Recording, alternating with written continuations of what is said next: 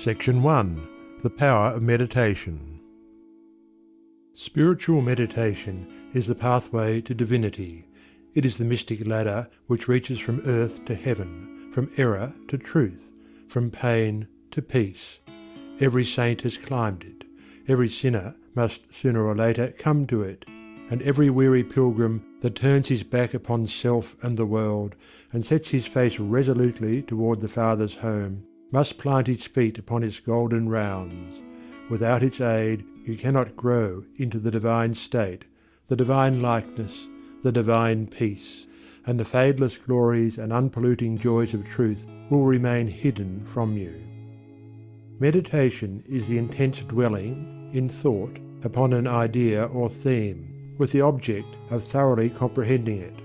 And whatsoever you constantly meditate upon, you will not only come to understand, but will grow more and more into its likeness, for it will become incorporated into your very being, will become, in fact, your very self. If, therefore, you constantly dwell upon that which is selfish and debasing, you will ultimately become selfish and debased. If you ceaselessly think upon that which is pure and unselfish, you will surely become pure and unselfish. Tell me what it is upon which you most frequently and intensely think, that to which, in your silent hours, your soul most naturally turns, and I will tell you to what place of pain or peace you are travelling, and whether you are growing into the likeness of the divine or the bestial. There is an unavoidable tendency to become literally the embodiment of that quality upon which one most constantly thinks. Let, therefore, the object of your meditation be above and not below, so that every time you revert to it in thought you will be lifted up. Let it be pure and unmixed with any selfish element. So shall your heart become purified and drawn nearer to truth, and not defiled and dragged more hopelessly into error. Meditation, in the spiritual sense in which I am now using it, is the secret of all growth in spiritual life and knowledge. Every prophet, sage and saviour became such by the power of meditation. Buddha meditated upon the truth until he could say, "I am the truth." Jesus brooded upon the divine immanence until at last he could declare, "I and my Father are one." Meditation centred upon divine realities is the very essence and soul of prayer.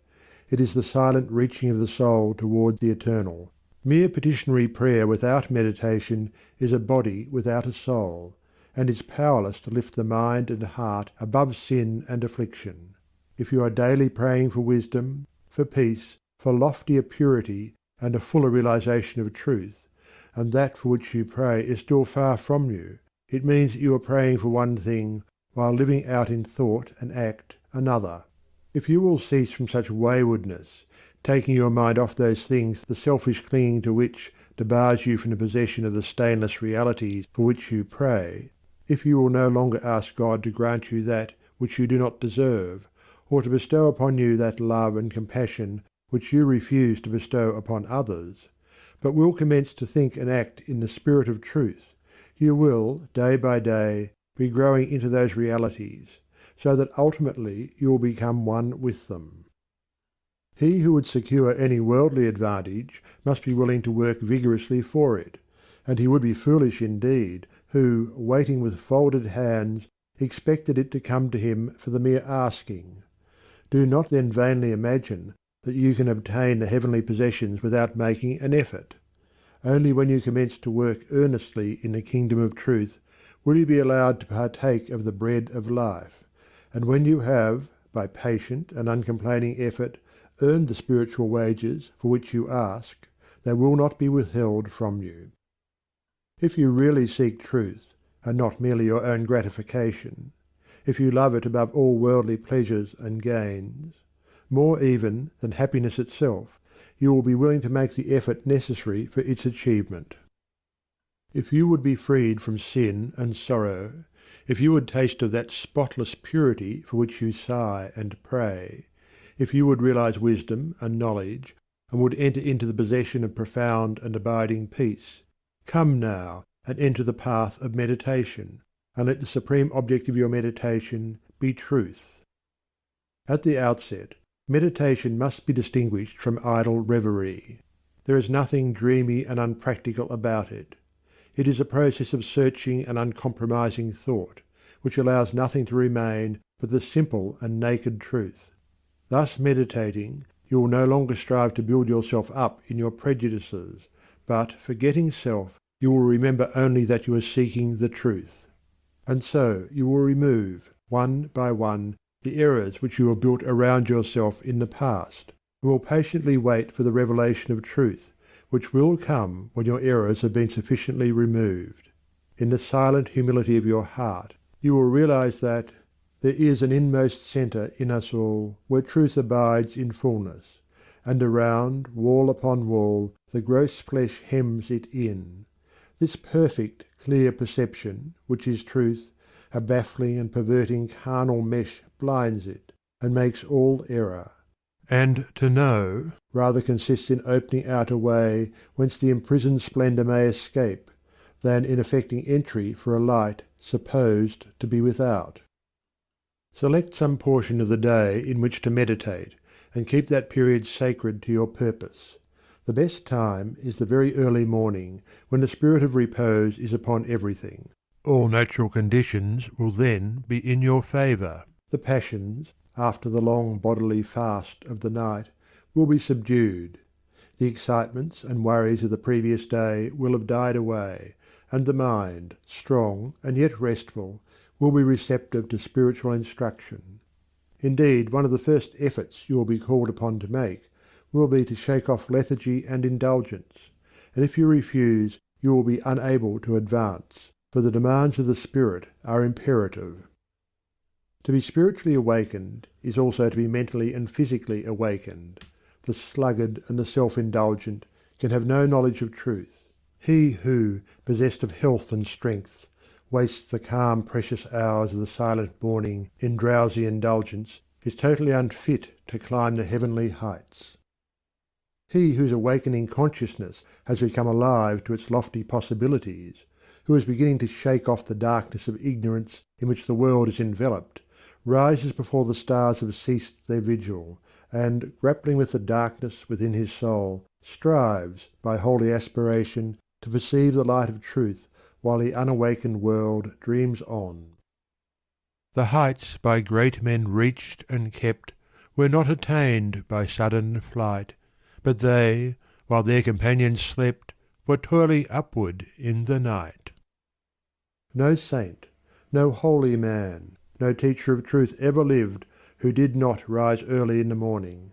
Jesus habitually rose early, and climbed the solitary mountains to engage in holy communion. Buddha always rose an hour before sunrise and engaged in meditation, and all his disciples were enjoined to do the same. If you have to commence your daily duties at a very early hour, and are thus debarred from giving the early morning to systematic meditation, try to give an hour at night, and should this, by the length and laboriousness of your daily task, be denied you, you need not despair, for you may turn your thoughts upward in holy meditation in the intervals of your work, or in those few idle minutes which you now waste in aimlessness. And should your work be of that kind which becomes by practice automatic, you may meditate while engaged upon it. That eminent Christian saint and philosopher, Jacob Boehme, realized his vast knowledge of divine things whilst working long hours as a shoemaker. In every life there is time to think, and the busiest, the most laborious is not shut out from aspiration and meditation. Spiritual meditation and self-discipline are inseparable. You will therefore commence to meditate upon yourself so as to try and understand yourself, for remember, the great object you will have in view will be the complete removal of all your errors in order that you may realize truth. You will begin to question your motives, thoughts, and acts, comparing them with your ideal, and endeavouring to look upon them with a calm and impartial eye. In this manner you will be continually gaining more of that mental and spiritual equilibrium without which men are but helpless straws upon the ocean of life. If you are given to hatred or anger, you will meditate upon gentleness and forgiveness. so as to become acutely alive to a sense of your harsh and foolish conduct. You will then begin to dwell in thoughts of love, of gentleness, of abounding forgiveness, and as you overcome the lower by the higher, there will gradually, silently steal into your heart a knowledge of the divine law of love, with an understanding of its bearing upon all the intricacies of life and conduct. And in applying this knowledge to your every thought, word, and act, you will grow more and more gentle, more and more loving, more and more divine. And thus, with every error, every selfish desire, every human weakness, by the power of meditation is it overcome, and as each sin, each error is thrust out, a fuller and clearer measure of the light of truth illumines the pilgrim's soul. Thus meditating, you will be ceaselessly fortifying yourself against your only real enemy, your selfish, perishable self, and will be establishing yourself more and more firmly in the divine and imperishable self that is inseparable from truth. The direct outcome of your meditations will be a calm spiritual strength, which will be your stay and resting place in the struggle of life. Great is the overcoming power of holy thought, and the strength and knowledge gained in the hour of silent meditation will enrich the soul with saving remembrance in the hour of strife, of sorrow, or of temptation. As, by the power of meditation, you grow in wisdom, you will relinquish more and more your selfish desires, which are fickle, impermanent, and productive of sorrow and pain, and will take your stand with increasing steadfastness and trust upon unchangeable principles, and will realize heavenly rest. The use of meditation is the acquirement of a knowledge of eternal principles, and the power which results from meditation is the ability to rest upon and trust those principles, and so become one with the eternal. The end of meditation is, therefore, direct knowledge of truth, God, and the realization of divine and profound peace. Let your meditations take their rise from the ethical ground which you now occupy.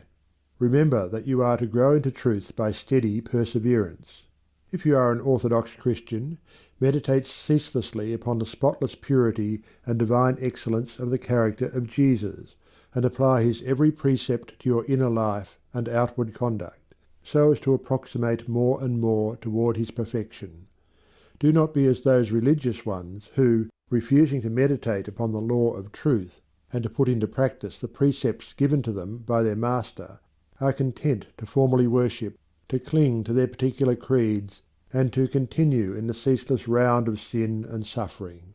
Strive to rise, by the power of meditation, above all selfish clinging to partial gods or party creeds, above dead formalities and lifeless ignorance. Thus, walking the highway of wisdom, with mind fixed upon the spotless truth, you shall know no halting place short of the realization of truth. He who earnestly meditates first perceives the truth, as it were, afar off, and then realizes it by daily practice. It is only the doer of the word of truth that can know of the doctrine of truth, for though by pure thought the truth is perceived, it is only actualized by practice. Said the divine Gautama, the Buddha, "He who gives himself up to vanity, and does not give himself up to meditation, forgetting the real aim of life, and grasping at pleasure, will in time envy him who has exerted himself in meditation." And he instructed his disciples in the following 5 great meditations. The first meditation is the meditation of love, in which you so adjust your heart that you long for the weal and welfare of all beings, including the happiness of your enemies. The second meditation is the meditation of pity, in which you think of all beings in distress, vividly representing in your imagination their sorrows and anxieties, so as to arouse a deep compassion for them in your soul. The third meditation is the meditation of joy, in which you think of the prosperity of others, and rejoice with their rejoicings. The fourth meditation is a meditation of impurity, in which you consider the evil consequences of corruption, the effects of sin and diseases, how trivial often the pleasure of the moment, and how fatal its consequences. The fifth meditation is the meditation on serenity, in which you rise above love and hate, tyranny and oppression, wealth and want, and regard your own fate with impartial calmness and perfect tranquility. By engaging in these meditations, the disciples of the Buddha arrived at a knowledge of the truth. But whether you engage in these particular meditations or not, so long as your object is truth, so long as you hunger and thirst for that righteousness which is a holy heart and a blameless life. In your meditations, therefore, let your heart grow and expand with ever-broadening love, until, freed from all hatred and passion and condemnation, it embraces the whole universe with thoughtful tenderness. As the flower opens its petals to receive the morning light, so open your soul more and more to the glorious light of truth. Soar upward upon the wings of aspiration. Be fearless, and believe in the loftiest possibilities. Believe that a life of absolute meekness is possible. Believe that a life of stainless purity is possible. Believe that a life of perfect holiness is possible. Believe that the realization of the highest truth is possible. He who so believes climbs rapidly the heavenly hills, whilst the unbelievers continue to grope darkly and painfully in the fog-bound valleys. So believing, so aspiring, so meditating, divinely sweet and beautiful will be your spiritual experiences, and glorious the revelations that will enrapture your inward vision. As you realize the divine love, the divine justice, the divine purity, the perfect law of good or God, great will be your bliss and deep your peace. Old things will pass away, and all things will become new. The veil of the material universe, so dense and impenetrable to the eye of error, so thin and gauzy to the eye of truth, will be lifted, and the spiritual universe will be revealed. Time will cease, and you will live only in eternity. Change and mortality will no more cause you anxiety and sorrow, for you will become established in the unchangeable, and will dwell in the very heart of immortality. Star of Wisdom. Star that of the birth of Vishnu, birth of Krishna, Buddha, Jesus, told the wise ones, heavenward looking, waiting, watching for thy gleaming in the darkness of the night time, in the starless gloom of midnight. Shining herald of the coming of the kingdom of the righteous, teller of the mystic story of the lowly birth of Godhead in the stable of the passions, in the manger of the mind-soul.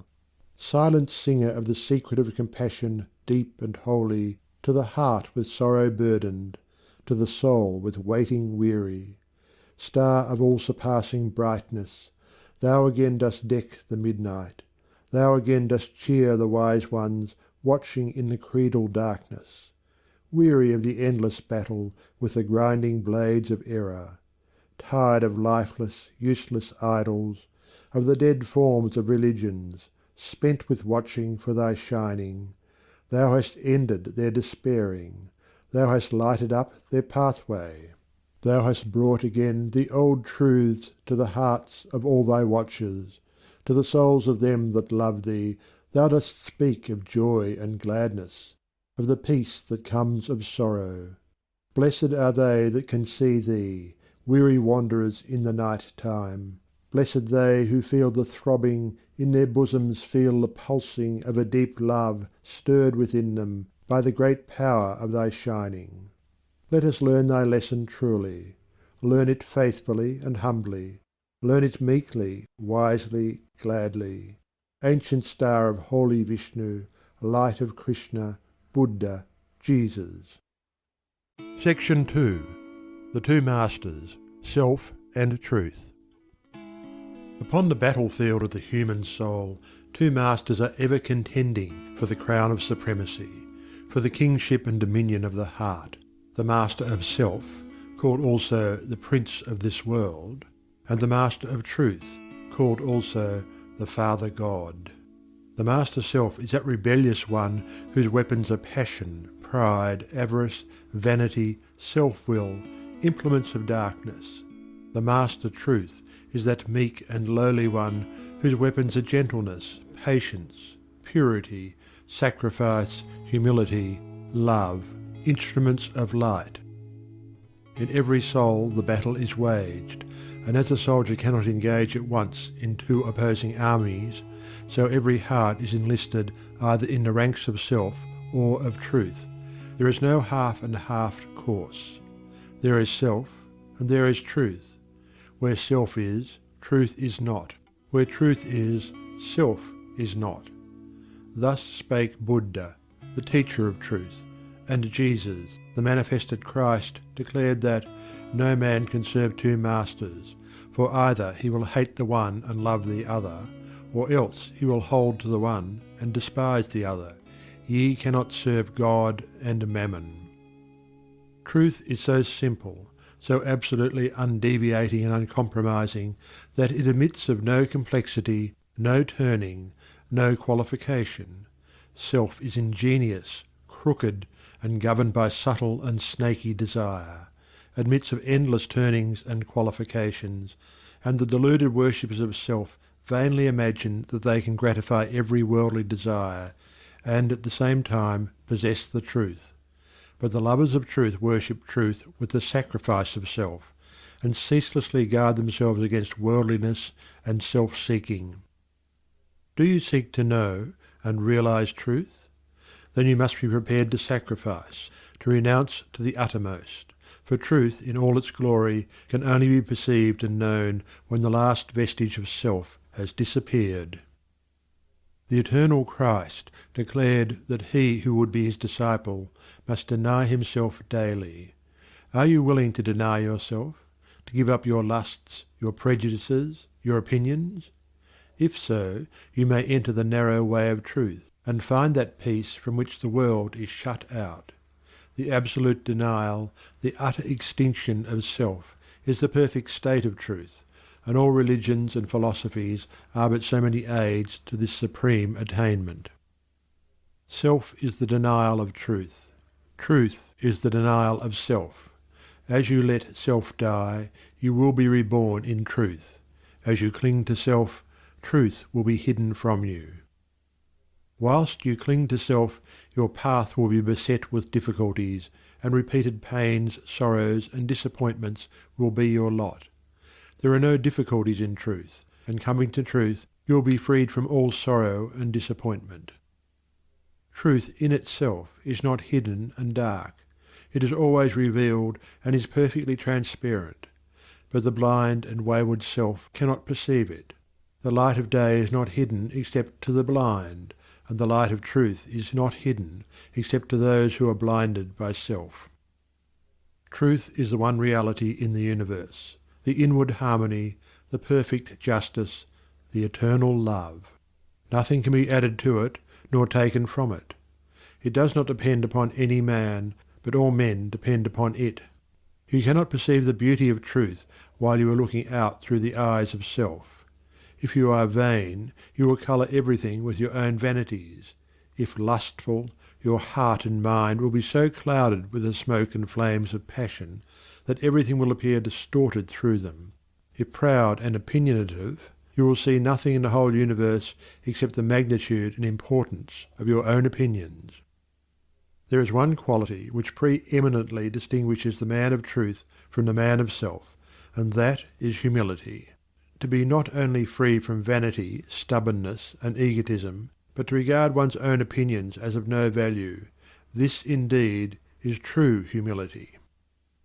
He who is immersed in self regards his own opinions as truth, and the opinions of other men as error. But that humble truth-lover who has learned to distinguish between opinion and truth regards all men with the eye of charity, and does not seek to defend his opinions against theirs, but sacrifices those opinions that he may love the more, that he may manifest the spirit of truth.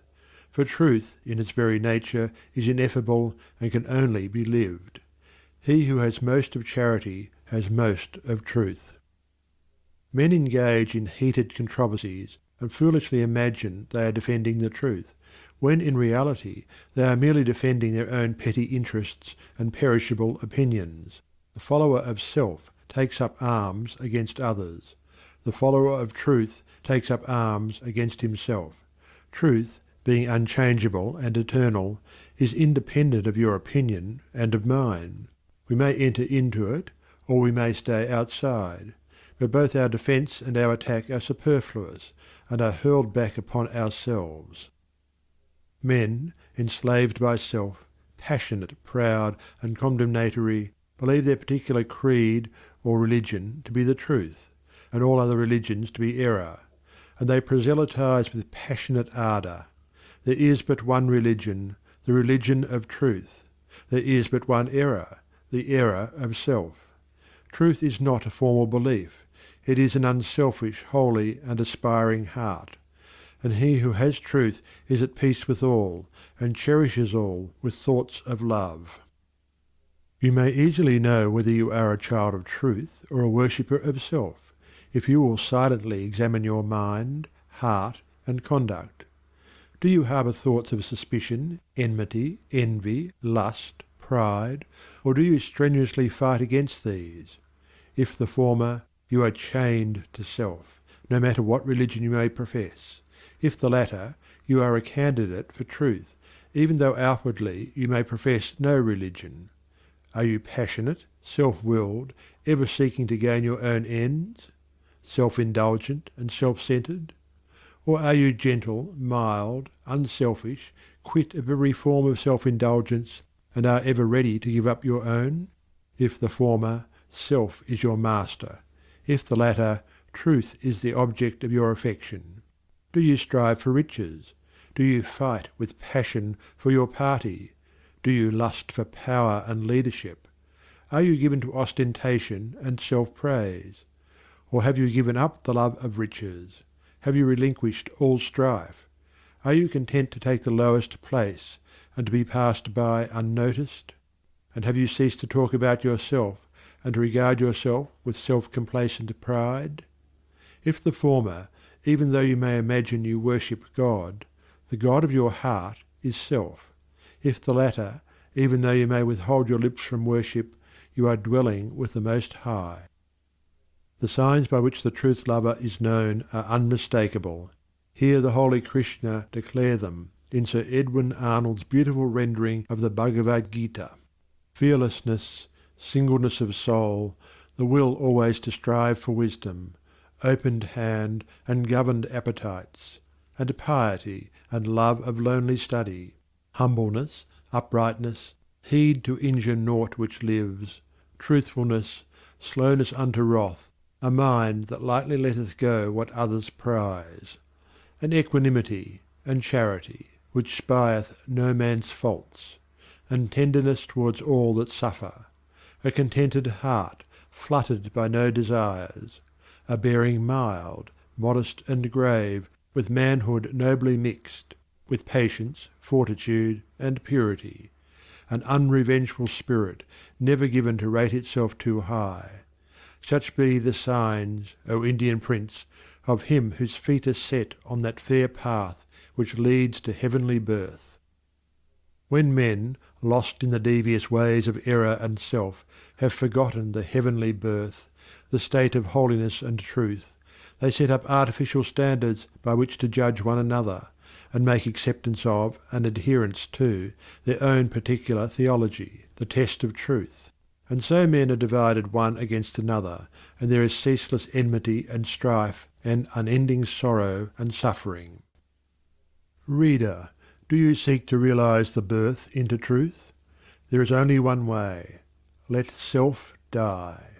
All those lusts, appetites, desires, opinions, limited conceptions and prejudices to which you have hitherto so tenaciously clung, let them fall from you. Let them no longer hold you in bondage, and truth will be yours. Cease to look upon your own religion as superior to all others, and strive humbly to learn the supreme lesson of charity.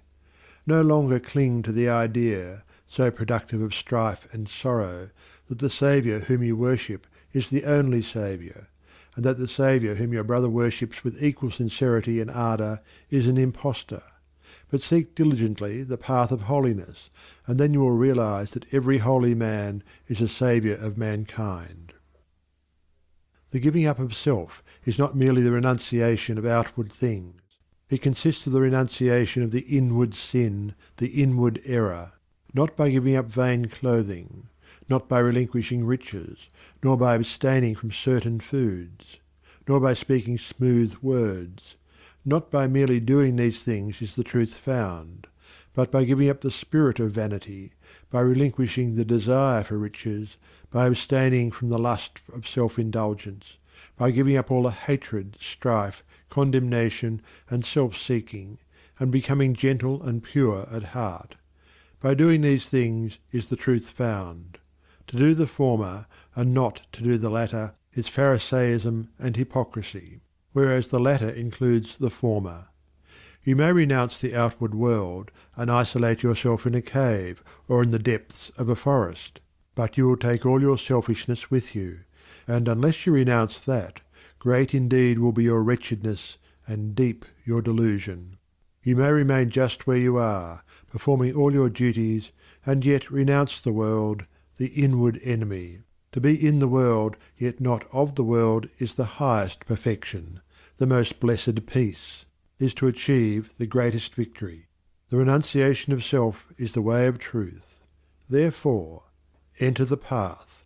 There is no grief like hate, no pain like passion, no deceit like sense. Enter the path. Far hath he gone whose foot treads down one fond offence. As you succeed in overcoming self, you will begin to see things in their right relations. He who is swayed by any passion, prejudice, like or dislike, adjusts everything to that particular bias, and sees only his own delusions. He who is absolutely free from all passion, prejudice, preference, and partiality, sees himself as he is, sees others as they are, sees all things in their proper proportions and right relations. Having nothing to attack, nothing to defend, nothing to conceal, and no interests to guard, he is at peace. He has realized the profound simplicity of truth, for this unbiased, tranquil, blessed state of mind and heart is the state of truth. He who attains to it dwells with the angels, and sits at the footstool of the Supreme, knowing the great law, knowing the origin of sorrow, knowing the secret of suffering, knowing the way of emancipation in truth. How can such a one engage in strife or condemnation? For though he knows that the blind, self-seeking world, surrounded with the clouds of its own illusions, and enveloped in the darkness of error and self, cannot perceive the steadfast light of truth, and is utterly incapable of comprehending the profound simplicity of the heart that has died, or is dying to self, yet he also knows that when the suffering ages have piled up mountains of sorrow, the crushed and burdened soul of the world will fly to its final refuge, and that when ages are completed, every prodigal will come back to the fold of truth. And so he dwells in goodwill toward all, and regards all with that tender compassion which a father bestows upon his wayward children. Men cannot understand truth because they cling to self, because they believe in and love self, because they believe self to be the only reality, whereas it is the one delusion. When you cease to believe in and love self, you will desert it and fly to truth, and find the eternal reality. When men are intoxicated with the wines of luxury and pleasure and vanity, the thirst of life grows and deepens within them, and they delude themselves with dreams of fleshly immortality. But when they come to reap the harvest of their own sowing, and pain and sorrow supervene, then, crushed and humiliated, relinquishing self and all the intoxications of self, they come, with aching hearts, to the one immortality, the immortality that destroys all delusions, the spiritual immortality in truth. Men pass from evil to good, from self to truth, through the dark gate of sorrow, for sorrow and self are inseparable. Only in the peace and bliss of truth is all sorrow vanquished.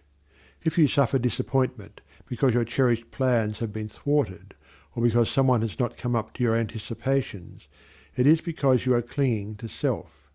If you suffer remorse for your conduct, it is because you have given way to self. If you are overwhelmed with chagrin and regret, because of the attitude of someone else toward you, it is because you have been cherishing self.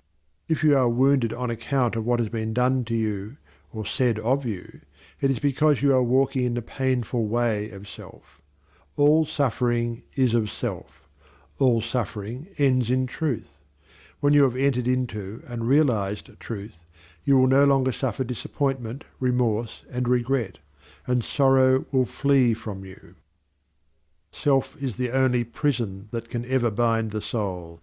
Truth is the only angel that can bid the gates unroll. And when he comes to call thee, arise and follow fast.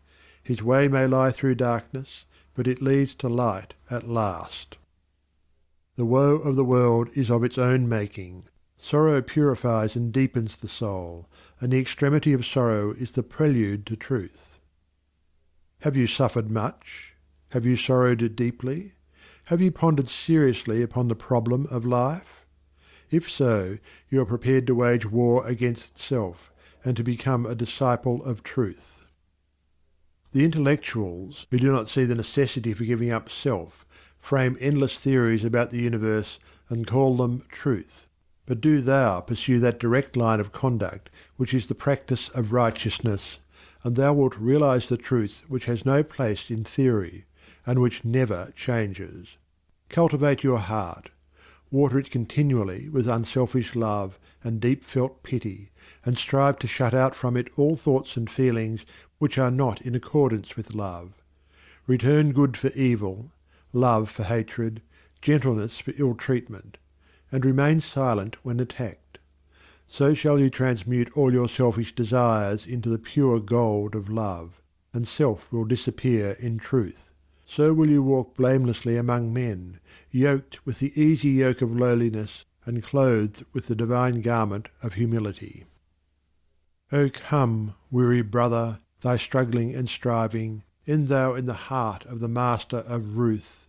Across self's drear desert why wilt thou be driving, athirst for the quickening waters of truth?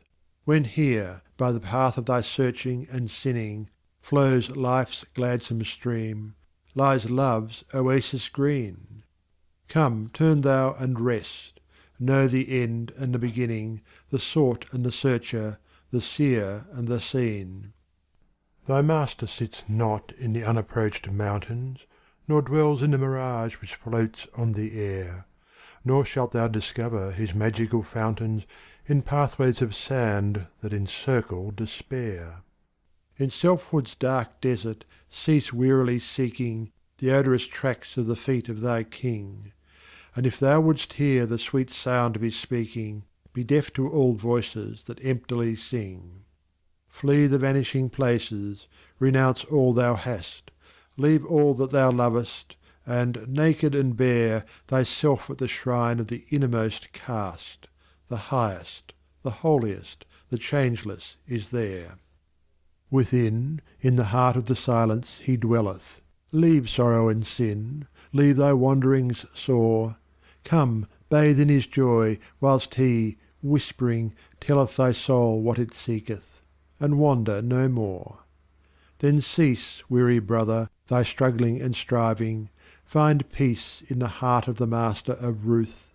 Across self's dark desert cease wearily driving, come, drink at the beautiful waters of truth. Section 3. The Acquirement of Spiritual Power.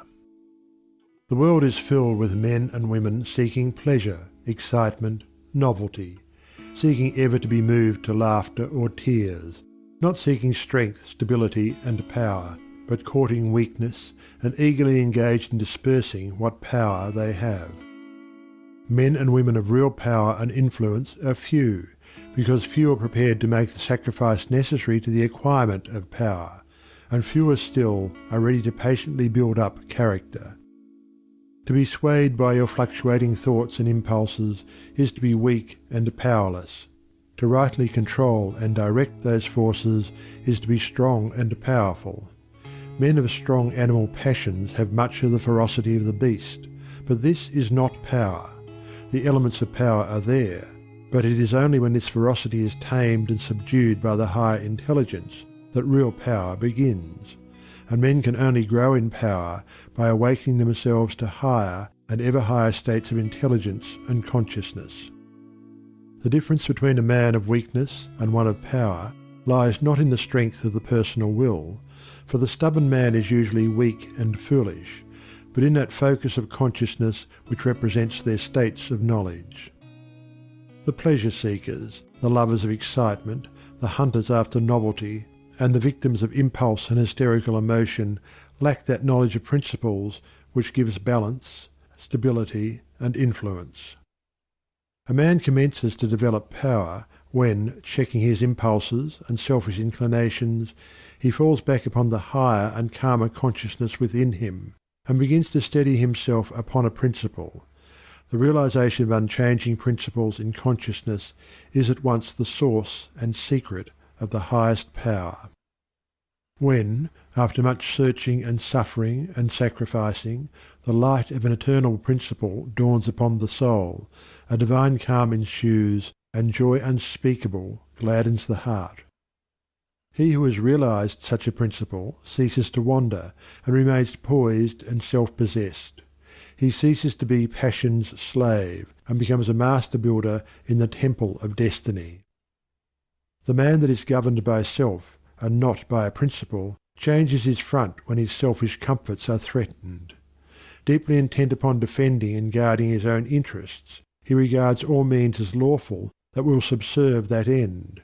He is continually scheming as to how he may protect himself against his enemies, being too self-centered to perceive that he is his own enemy. Such a man's work crumbles away, for it is divorced from truth and power. All effort that is grounded upon self perishes. Only that work endures that is built upon an indestructible principle. The man that stands upon a principle is the same calm, dauntless, self-possessed man under all circumstances. When the hour of trial comes, and he has to decide between his personal comforts and truth, he gives up his comforts and remains firm. Even the prospect of torture and death cannot alter or deter him. The man of self regards the loss of his wealth, his comforts, or his life as the greatest calamities which can befall him. The man of principle looks upon these incidents as comparatively insignificant, and not to be weighed with loss of character, loss of truth. To desert truth is to him the only happening which can really be called a calamity. It is the hour of crisis which decides who are the minions of darkness, and who the children of light. It is the epoch of threatening disaster, ruin, and persecution which divides the sheep from the goats, and reveals to the reverential gaze of succeeding ages the men and women of power. It is easy for a man, so long as he is left in the enjoyment of his possessions, to persuade himself that he believes in and adheres to the principles of peace, brotherhood, and universal love. But if, when his enjoyments are threatened, or he imagines they are threatened, he begins to clamour loudly for war, he shows that he believes in and stands upon not peace, brotherhood, and love, but strife, selfishness, and hatred. He who does not desert his principles when threatened with the loss of every earthly thing, even to the loss of reputation and life, is the man of power, is the man whose every word and work endures, is the man whom the afterworld honours, reveres, and worships. Rather than desert that principle of divine love on which he rested, and in which all his trust was placed, Jesus endured the utmost extremity of agony and deprivation, and today the world prostrates itself at his pierced feet in rapt adoration. There is no way to the acquirement of spiritual power except by that inward illumination and enlightenment which is the realization of spiritual principles. And those principles can only be realized by constant practice and application. Take the principle of divine love, and quietly and diligently meditate upon it, with the object of arriving at a thorough understanding of it. Bring its searching light to bear upon all your habits, your actions, your speech and intercourse with others, your every secret thought and desire. As you persevere in this course, the divine love will become more and more perfectly revealed to you, and your own shortcomings will stand out in more and more vivid contrast, spurring you on to renewed endeavour, and having once caught a glimpse of the incomparable majesty of that imperishable principle, you will never again rest in your weakness, your selfishness, your imperfection, but will pursue that love until you have relinquished every discordant element and have brought yourself into perfect harmony with it. And that state of inward harmony is spiritual power.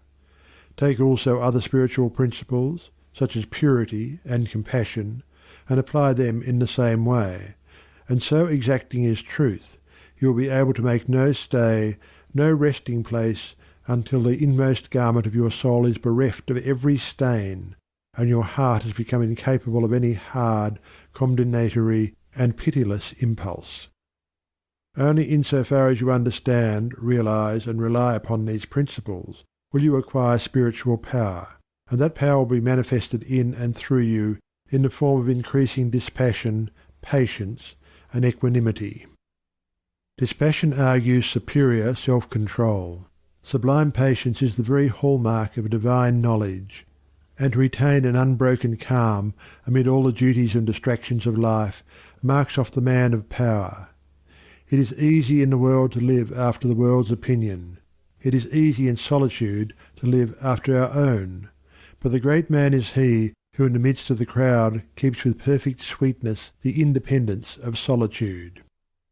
Some mystics hold that perfection in dispassion is the source of that power by which miracles, so called, are performed, and truly he who has gained such perfect control of all his interior forces that no shock, however great, can for one moment unbalance him, must be capable of guiding and directing those forces with a master hand.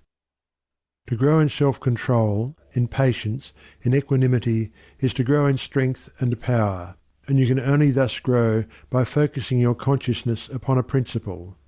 As a child, after making many and vigorous attempts to walk unaided, at last succeeds, after numerous falls, in accomplishing this, so you must enter the way of power by first attempting to stand alone. Break away from the tyranny of custom, tradition, conventionality, and the opinions of others, until you succeed in walking lonely and erect among men. Rely upon your own judgment. Be true to your own conscience. Follow the light that is within you. All outward lights are so many will-o'-the-wisps. There will be those who will tell you that you are foolish, that your judgment is faulty, that your conscience is all awry, and that the light within you is darkness. But heed them not. If what they say is true, the sooner you, as a searcher for wisdom, find it out, the better, and you can only make the discovery by bringing your powers to the test. Therefore, pursue your course bravely. Your conscience is at least your own, and to follow it is to be a man.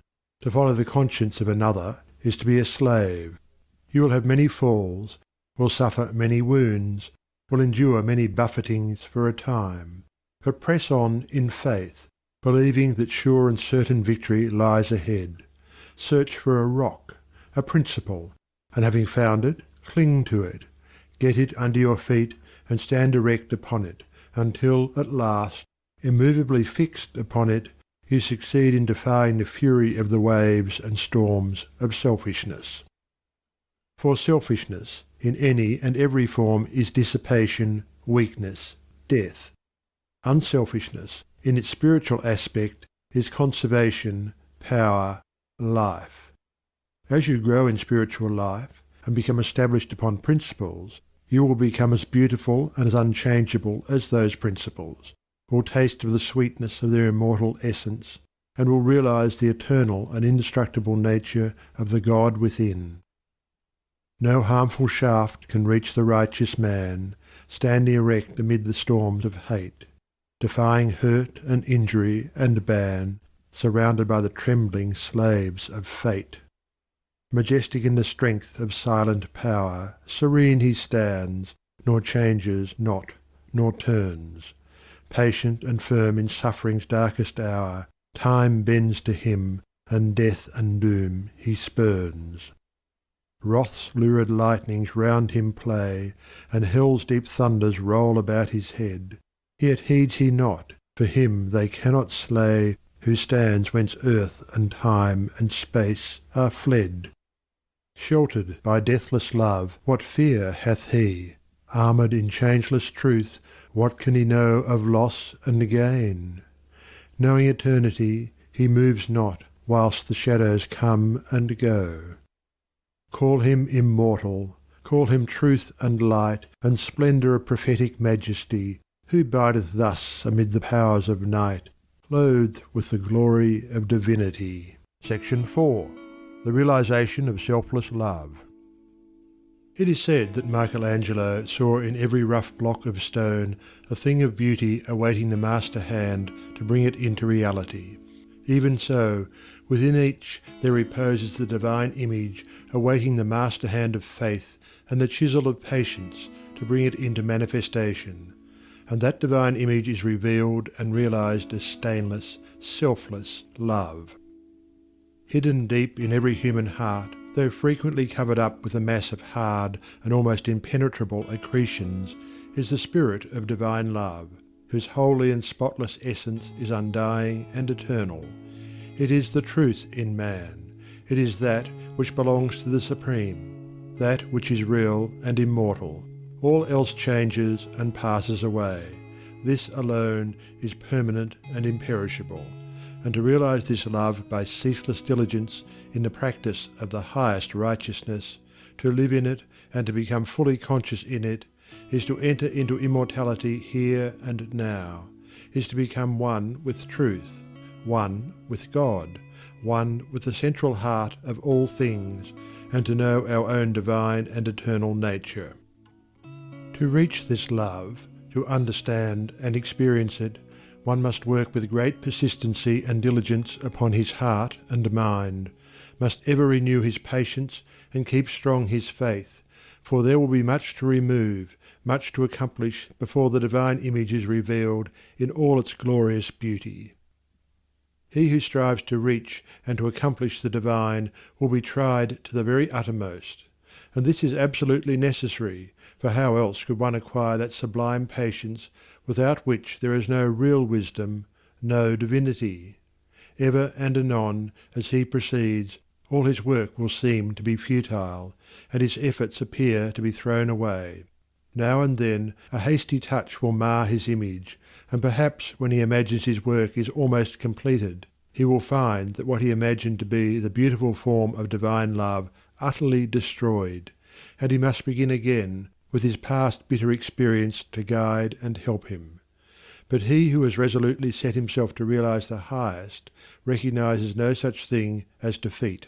All failures are apparent, not real.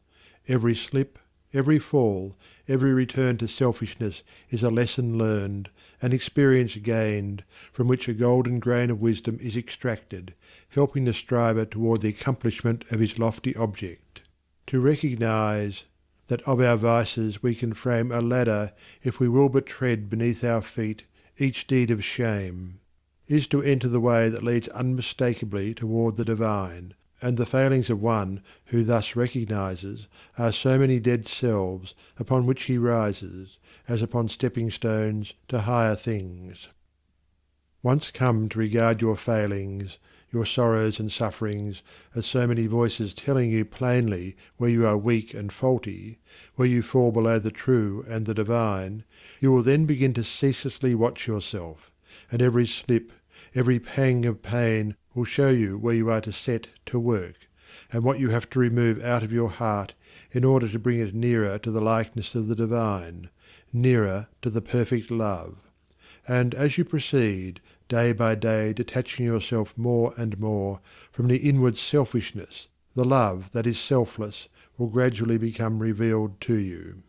And when you are growing patient and calm, when your petulances, tempers and irritabilities are passing away from you, and the more powerful lusts and prejudices cease to dominate and enslave you, then you will know that the divine is awakening within you, that you are drawing near to the eternal heart, that you are not far from that selfless love, the possession of which is peace and immortality. Divine love is distinguished from human loves in this supremely important particular. It is free from partiality. Human loves cling to a particular object to the exclusion of all else, and when that object is removed, Great and deep is the resultant suffering to the one who loves. Divine love embraces the whole universe, and, without clinging to any part, yet contains within itself the whole, and he who comes to it by gradually purifying and broadening his human loves until all the selfish and impure elements are burned out of them, ceases from suffering. It is because human loves are narrow and confined and mingled with selfishness that they cause suffering.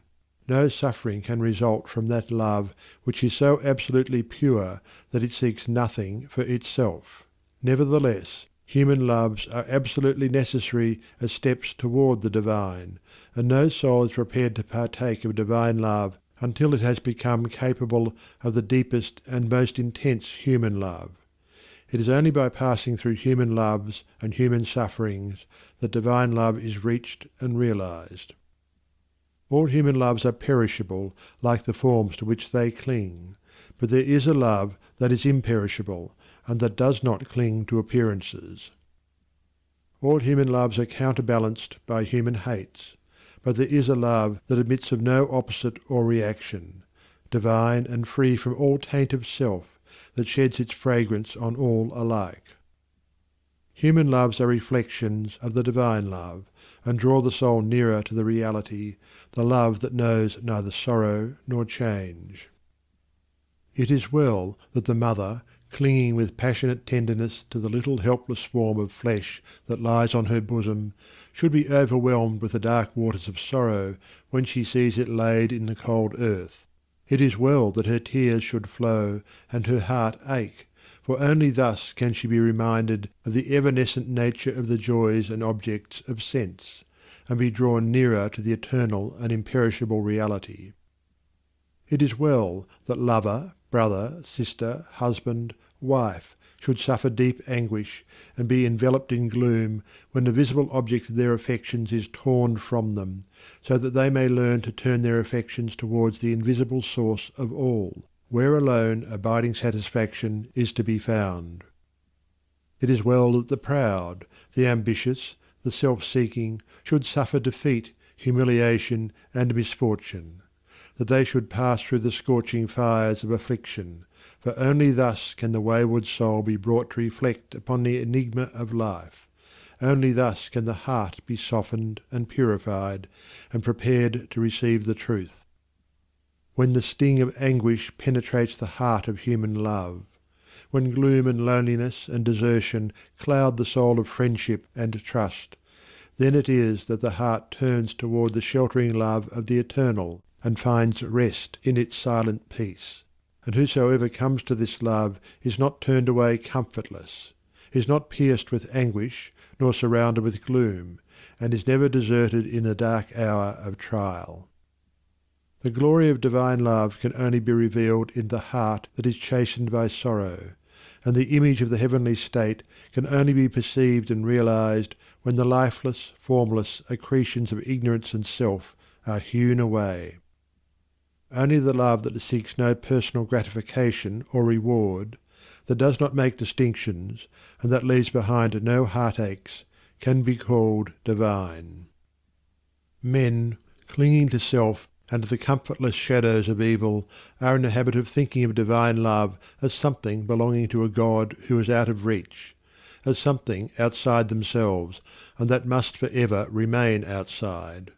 Truly, the love of God is ever beyond the reach of self, but when the heart and mind are emptied of self, then the selfless love, the supreme love, the love that is of God or good, becomes an inward and abiding reality.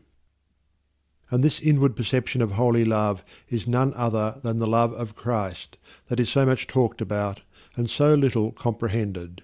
The love that not only saves the soul from sin, but lifts it also above the power of temptation. But how may one attain to this sublime realization? The answer which truth has always given, and will ever give to this question is, "Empty thyself, and I will fill thee." Divine love cannot be known until self is dead, for self is the denial of love, and how can that which is known be also denied? Not until the stone of self is rolled away from the sepulchre of the soul does the immortal Christ, the pure spirit of love, hitherto crucified, dead and buried, cast off the bands of ignorance and come forth in all the majesty of his resurrection. You believe that the Christ of Nazareth was put to death and rose again.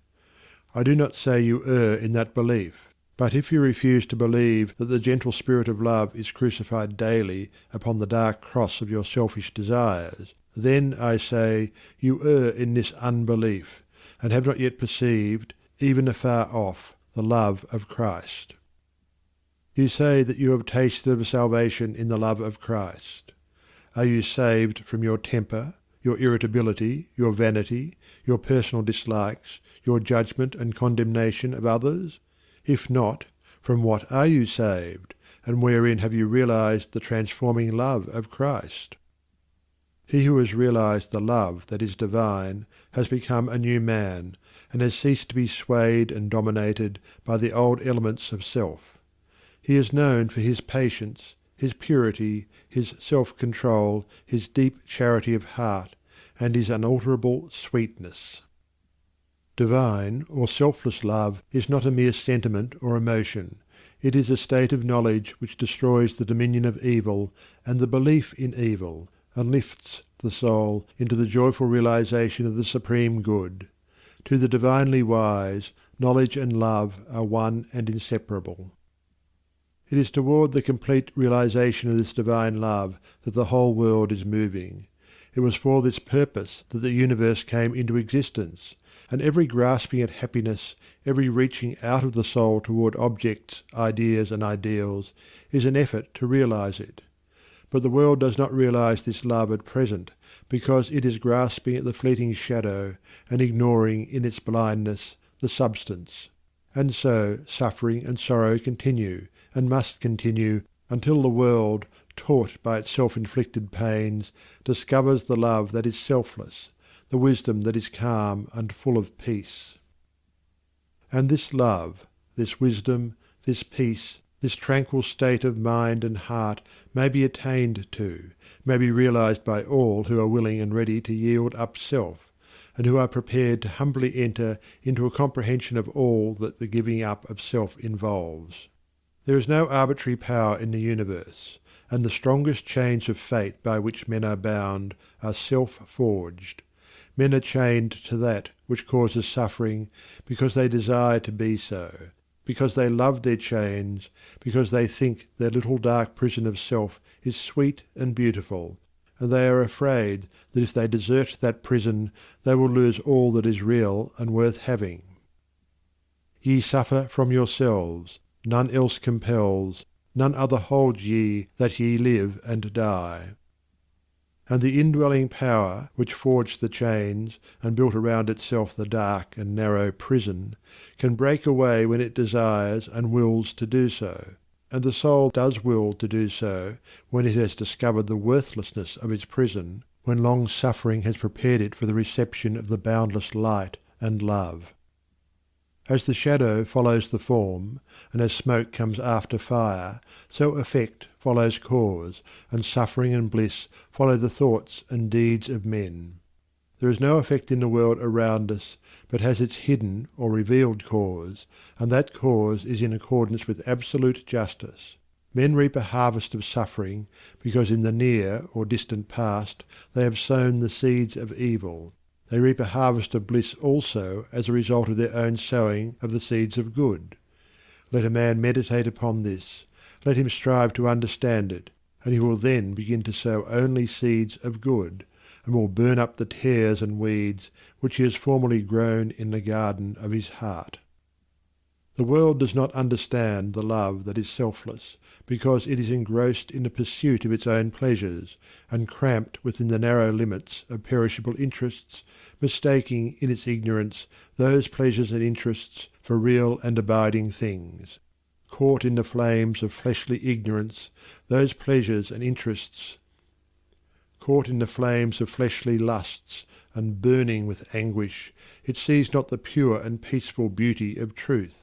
Feeding upon the swinish husks of error and self-delusion, it is shut out from the mansion of all-seeing love. Not having this love, not understanding it, men institute innumerable reforms which involve no inward sacrifice, and each imagines that his reform is going to right the world for ever, while he himself continues to propagate evil by engaging it in his own heart. That only can be called reform which tends to reform the human heart, for all evil has its rise there, and not until the world, ceasing from selfishness and party strife, has learned the lesson of divine love, will it realize the golden age of universal blessedness. Let the rich cease to despise the poor, and the poor to condemn the rich. Let the greedy learn how to give, and the lustful how to grow pure. Let the partisan cease from strife, and the uncharitable begin to forgive. Let the envious endeavour to rejoice with others, and the slanderers grow ashamed of their conduct. Let men and women take this course, and lo, the golden age is at hand. He, therefore, who purifies his own heart is the world's greatest benefactor.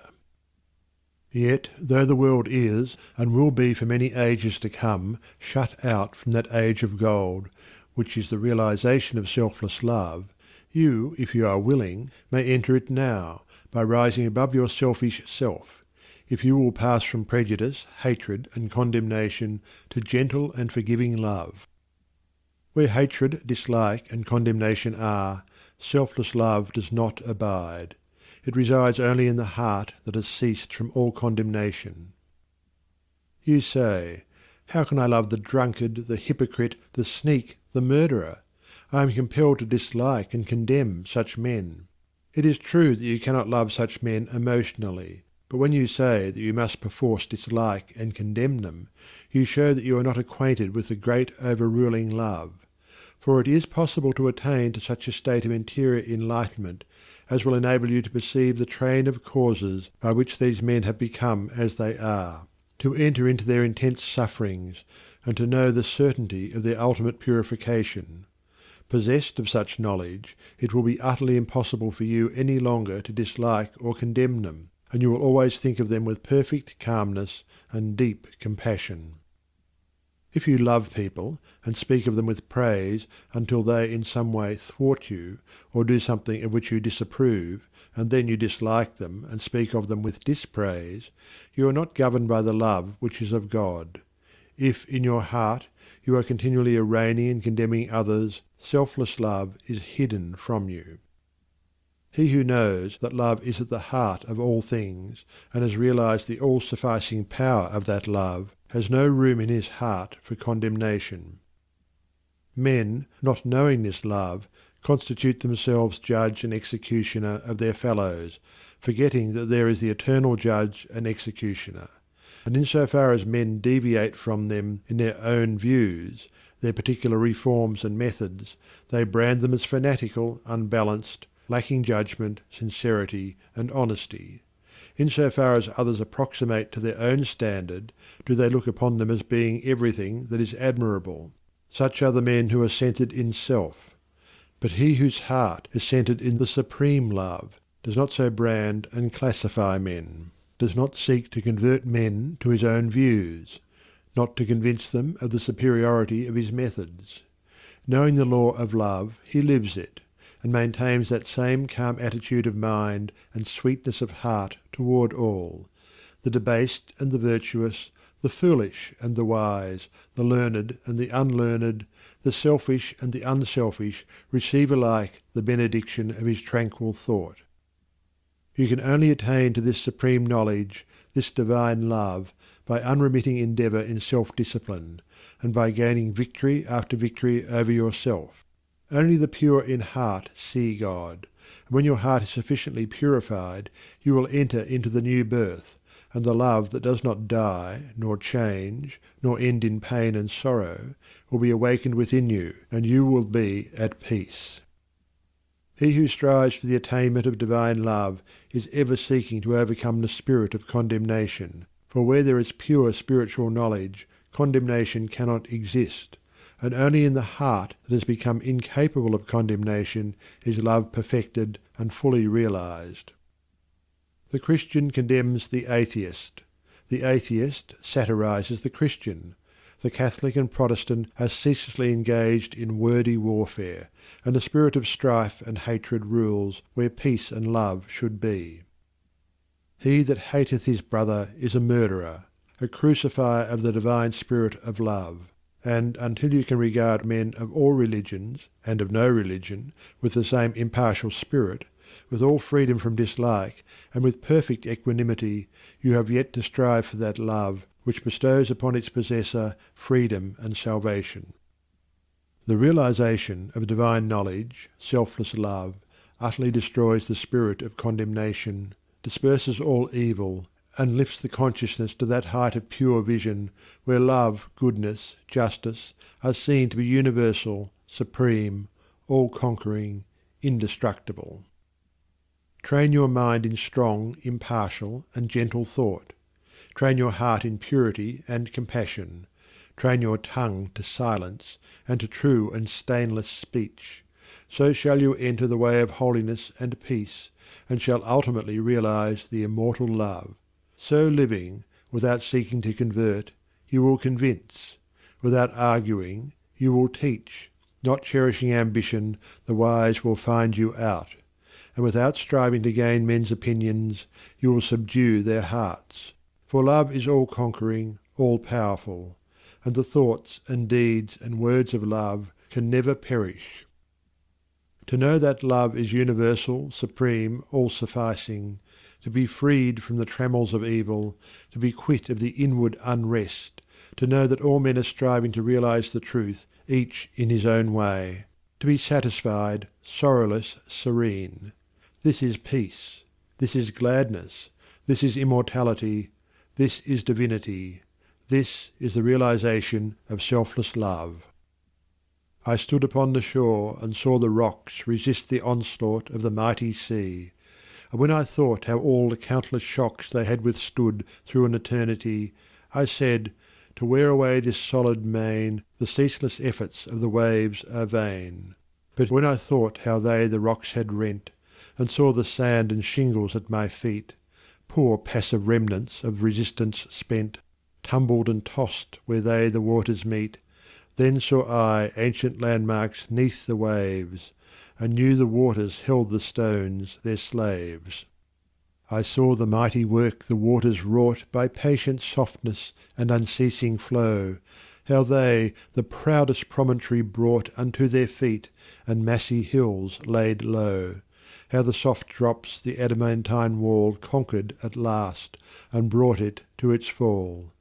And then I knew that hard resisting sin should yield at last to love's soft ceaseless roll, coming and going, ever flowing in upon the proud rocks of the human soul, that all resistance should be spent and past, and every heart yield unto it at last. Section 5. Entering into the Infinite. From the beginning of time, man, in spite of his bodily appetites and desires, in the midst of all his clinging to earthly and impermanent things, has ever been intuitively conscious of the limited, transient, and illusionary nature of his material existence, and in his sane and silent moments has tried to reach out into a comprehension of the infinite, and has turned with tearful aspiration toward the restful reality of the eternal heart. While vainly imagining that the pleasures of earth are real and satisfying, pain and sorrow continually remind him of their unreal and unsatisfying nature. Ever striving to believe that complete satisfaction is to be found in material things, he is conscious of an inward and persistent revolt against this belief, which revolt is at once a refutation of his essential mortality and an inherent and imperishable proof that only in the immortal, the eternal, the infinite, can he find abiding satisfaction and unbroken peace. And here is the common ground of faith. Here the root and spring of all religion. Here the soul of brotherhood and the heart of love. That man is essentially and spiritually divine and eternal, and that, immersed in mortality and troubled with unrest, he is ever striving to enter into a consciousness of his real nature. The spirit of man is inseparable from the infinite, and can be satisfied with nothing short of the infinite. and the burden of pain will continue to weigh upon man's heart, and the shadows of sorrow to darken his pathway, until, ceasing from his wanderings in the dream world of matter, he comes back to his home in the reality of the eternal. As the smallest drop of water detached from the ocean contains all the qualities of the ocean, so man, detached in consciousness from the infinite, contains within him its likeness. And as the drop of water must, by the law of its nature, ultimately find its way back to the ocean and lose itself in its silent depths, so must man, by the unfailing law of his nature, at last return to his source and lose himself in the great ocean of the infinite. To re-become one with the infinite is the goal of man. To enter into perfect harmony with the eternal law is wisdom, love, and peace. But this divine state is, and must ever be, incomprehensible to the merely personal. Personality, separateness, selfishness are one and the same, and are the antithesis of wisdom and divinity. By the unqualified surrender of the personality, separateness and selfishness cease, and man enters into the possession of his divine heritage of immortality and infinity. Such surrender of the personality is regarded by the worldly and selfish mind as the most grievous of all calamities, the most irreparable loss, yet it is the one supreme and incomparable blessing, the only real and lasting gain. The mind, unenlightened upon the inner laws of being and upon the nature and destiny of its own life, clings to transient appearances, things which have in them no enduring substantiality, and so clinging perishes, for the time being, amid the shattered wreckage of its own illusions. Men cling to and gratify the flesh as though it were going to last for ever. And though they try to forget the nearness and inevitability of its dissolution, the dread of death and of the loss of all that they cling to clouds their happiest hours, and the chilling shadow of their own selfishness follows them like a remorseless spectre. And with the accumulation of temporal comforts and luxuries, the divinity within men is drugged, and they sink deeper and deeper into materiality, into the perishable life of the senses, and where there is sufficient intellect, theories concerning the immortality of the flesh come to be regarded as infallible truths. When a man's soul is clouded with selfishness, in any or every form, he loses the power of spiritual discrimination, and confuses the temporal with the eternal, the perishable with the permanent, mortality with immortality, and error with truth. It is thus that the world has come to be filled with theories and speculations having no foundation in human experience. Every body of flesh contains within itself, from the hour of birth, the elements of its own destruction, and by the unalterable law of its own nature must it pass away. The perishable in the universe can never become permanent. The permanent can never pass away. The mortal can never become immortal. The immortal can never die. The temporal cannot become eternal, nor the eternal become temporal. Appearance can never become reality, nor reality fade into appearance. Error can never become truth, nor can truth become error. Man cannot immortalize the flesh, but by overcoming the flesh, by relinquishing all its inclinations, he can enter the region of immortality. God alone hath immortality, and only by realizing the God state of consciousness does man enter into immortality. All nature in its myriad forms of life is changeable, impermanent, unenduring. Only the informing principle of nature endures. Nature is many and is marked by separation. The informing principle is one and is marked by unity. By overcoming the senses and the selfishness within, which is the overcoming of nature, man emerges from the chrysalis of the personal and illusory, and wings himself into the glorious light of the impersonal, the region of universal truth, out of which all perishable forms come. Let men, therefore, practice self-denial. Let them conquer their animal inclinations. Let them refuse to be enslaved by luxury and pleasure. Let them practice virtue, and grow daily into high and ever higher virtue, until at last they grow into the divine, and enter into both the practice and the comprehension of humility, meekness, forgiveness, compassion, and love, which practice and comprehension constitute divinity. Goodwill gives insight, and only he who has so conquered his personality that he has but one attitude of mind, that of goodwill toward all creatures, is possessed of divine insight, and is capable of distinguishing the true from the false. The supremely good man is, therefore, the wise man, the divine man, the enlightened seer, the knower of the eternal.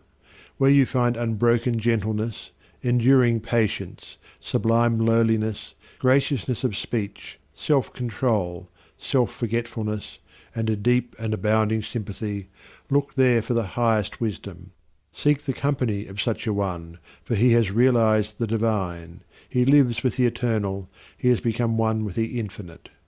Believe not him that is impatient, given to anger, boastful, who clings to pleasure and refuses to renounce his selfish gratifications, and who practises not goodwill and far-reaching compassion. For such a one hath not wisdom, vain is all his knowledge, and his works and words will perish, for they are grounded on that which passes away. Let a man abandon self. Let him overcome the world. Let him deny the personal. By this pathway only can he enter into the heart of the infinite. The world, the body, the personality are mirages upon the desert of time, transitory dreams in the dark night of spiritual slumber, and those who have crossed the desert, those who are spiritually awakened, have alone comprehended the universal reality where all appearances are dispersed and dreaming and delusion are destroyed.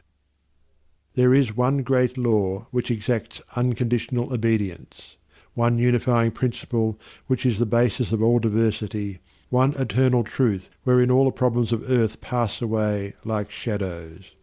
To realize this law, this unity, this truth, is to enter into the infinite, is to become one with the eternal. To centre one's life in the great law of love is to enter into rest, harmony, peace. To refrain from all participation in evil and discord. To cease from all resistance to evil, and from the omission of that which is good, and to fall back upon unswerving obedience to the holy calm within, is to enter into the inmost heart of things, is to attain to a living, conscious experience of that eternal and infinite principle which must ever remain a hidden mystery to the merely perceptive intellect. Until this principle is realized, the soul is not established in peace, and he who so realizes is truly wise. Not wise with the wisdom of the learned, but with the simplicity of a blameless heart and of a divine manhood. To enter into a realization of the infinite and eternal is to rise superior to time and the world and the body, which comprise the kingdom of darkness, and is to become established in immortality, heaven, and the spirit, which make up the empire of light. Entering into the infinite is not a mere theory or sentiment. It is a vital experience which is the result of assiduous practice in inward purification. When the body is no longer believed to be, even remotely, the real man, when all appetites and desires are thoroughly subdued and purified, when the emotions are rested and calm, and when the oscillation of the intellect ceases and perfect poise is secured, then, and not till then, does consciousness become one with the infinite, nor until then is childlike wisdom and profound peace secured. Men grow weary and grey over the dark problems of life, and finally pass away, and leave them unsolved, because they cannot see their way out of the darkness of the personality, being too much engrossed in its limitations. Seeking to save his personal life, man forfeits the greater impersonal life in truth. Clinging to the perishable, he is shut out from a knowledge of the eternal. By the surrender of self, all difficulties are overcome, and there is no error in the universe but the fire of inward sacrifice will burn it up like chaff. No problem, however great, but will disappear like a shadow under the searching light of self-abnegation. Problems exist only in our own self-created illusions, and they vanish away when self is yielded up. Self and error are synonymous. Error is involved in the darkness of unfathomable complexity, but eternal simplicity is the glory of truth. Love of self shuts men out from truth, and seeking their own personal happiness, they lose the deeper, purer, more abiding bliss. Says Carlyle, "There is in man a higher than love of happiness. He can do without happiness, and instead thereof find blessedness. Love not pleasure, love God. This is the everlasting yea, wherein all contradiction is solved, wherein whoso walks and works, it is well with him." He who has yielded up that self, that personality that men most love and to which they cling with such fierce tenacity, has left behind him all perplexity, and has entered into a simplicity so profoundly simple as to be looked upon by the world, involved as it is in a network of error, as foolishness. Yet such a one has realized the highest wisdom, and is at rest in the infinite. He accomplishes without striving, and all problems melt before him, for he has entered the region of reality, and deals not with changing effects, but with the unchanging principles of things.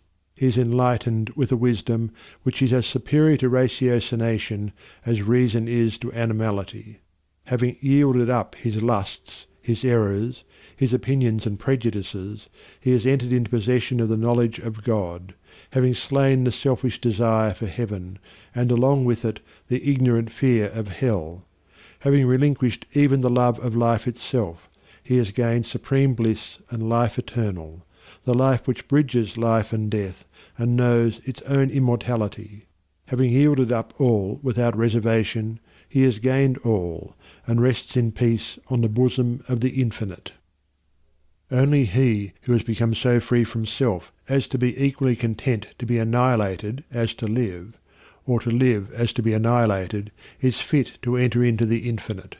Only he who, ceasing to trust his perishable self, has learned to trust in boundless measure the great law, the supreme good, is prepared to partake of undying bliss. For such a one there is no more regret, nor disappointment, nor remorse. For where all selfishness has ceased, these sufferings cannot be, and whatever happens to him, he knows that it is for his own good, and he is content, being no longer the servant of self, but the servant of the Supreme. He is no longer affected by the changes of earth, and when he hears of wars and rumours of wars, his peace is not disturbed. And when men grow angry and cynical and quarrelsome, he bestows compassion and love.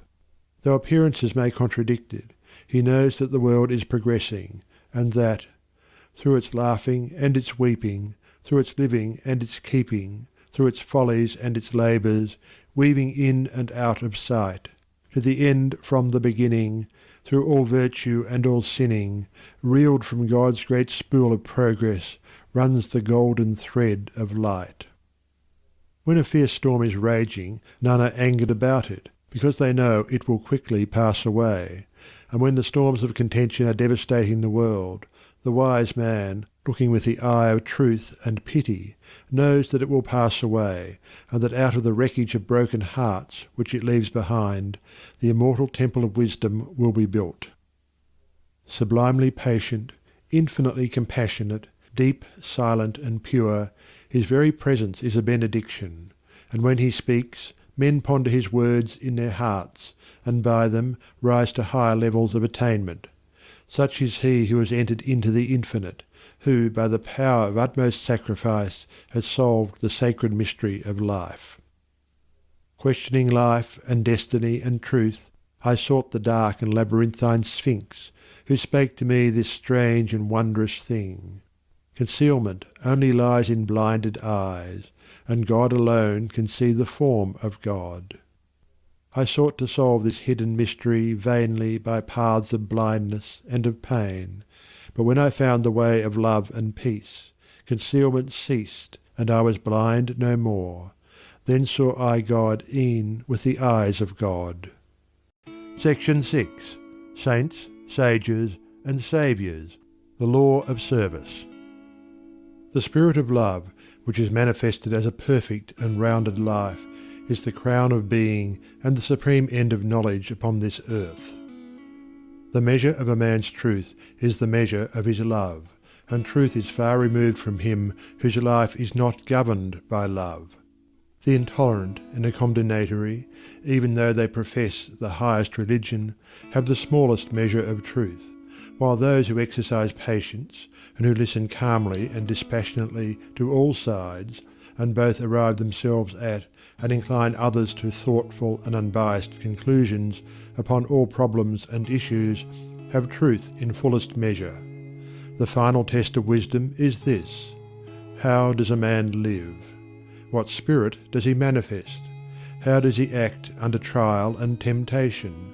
Many men boast of being in possession of truth who are continually swayed by grief, disappointment, and passion, and who sink under the first little trial that comes along.